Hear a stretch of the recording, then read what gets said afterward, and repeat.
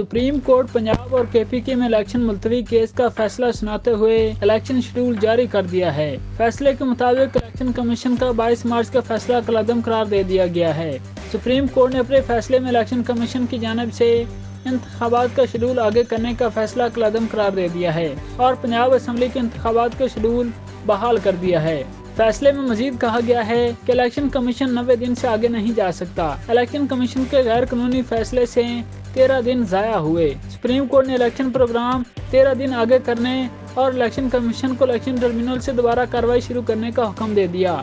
लिहाजा पंजाब में इलेक्शन की नई तारीख 14 मई दी गई है। सुप्रीम कोर्ट के फैसले के मुताबिक तमाम पार्टियां 10 अप्रैल तक कागजात नामजदगी जमा कराएंगी। सुप्रीम कोर्ट ने महफूज फैसले में निगरान हुकूमत पंजाब और वफाकी हुकूमत को इलेक्शन कमीशन की मामलत करने की हिदायत करते हुए कहा है कि अगर इलेक्शन कमीशन की मामलत नहीं की जाती तो इलेक्शन कमीशन हमें आगाह करे। जस्टिस अमीनुद्दीन और जस्टिस जमाल खान मंदोखेल के 5 रुकनी बेंच रद्द होने के बाद chief justice Pakistan justice Umar Ata Bandial की सरबराही में जस्टिस इजाजुल हसन और जस्टिस मुनीब अख्तर पर मुश्तमिल 3 रुकनी बेंच ने गुज़िश्ता रोज़ दलाल मुकम्मल होने के बाद फैसला महफूज किया था। अदालत ने सेक्रेटरी दिफा हमूद-उज़-ज़मान और एडिशनल सेक्रेटरी खजाना आमिर महमूद को पंजाब में इंतखाबात के इनेकाद में आए रुकावटों के बारे में रिपोर्ट पेश करने की हिदायत की थी। आज अहम फैसला सुनाए जाने से कबल वज़ारत दिफा ने सिक्योरिटी एहलकारों की दस्तयाबी से मुतल्लिक सरबमोहर रिपोर्ट चीफ जस्टिस को चैम्बर में पेश की, जहाँ chief justice Umar Ata Bandial, justice Munib Akhtar, justice Ijajul Hasan ने रिपोर्ट का जायजा लिया। दरी असना कई वकील और सियासी रहनुमा कोर्ट रूम नंबर के अंदर जमा हो चुके हैं, जहां फैसला सुनाए जाने का इम्कान है।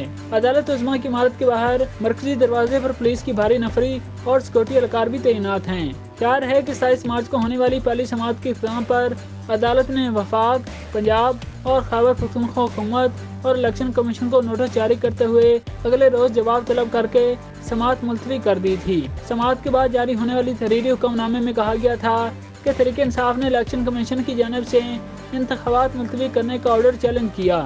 PTI के मुताबिक इलेक्शन कमीशन के पास इंतखाबात मुलतवी करने का कोई कानूनी और आईनी इख्तियार नहीं।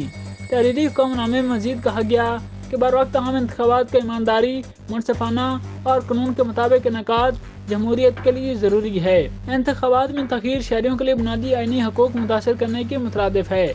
वाज़ेह रहे कि 23 मार्च को इलेक्शन कमीशन ऑफ पाकिस्तान ने 30 अप्रैल बरोज़ इतवार को शेड्यूल पंजाब असम्बली के आम इंतखाबात को मुलतवी कर दिया था। इलेक्शन कमीशन ऑफ पाकिस्तान के जारी बयान में कहा गया था कि पंजाब असम्बली के इंतखाबात 8 अक्टूबर को होंगे। आइन के तहत हासिल इख्तियारात इस्तेमाल करते हुए इंतखाबी शेड्यूल वापस लिया गया और नया शेड्यूल बाद में जारी किया जाएगा।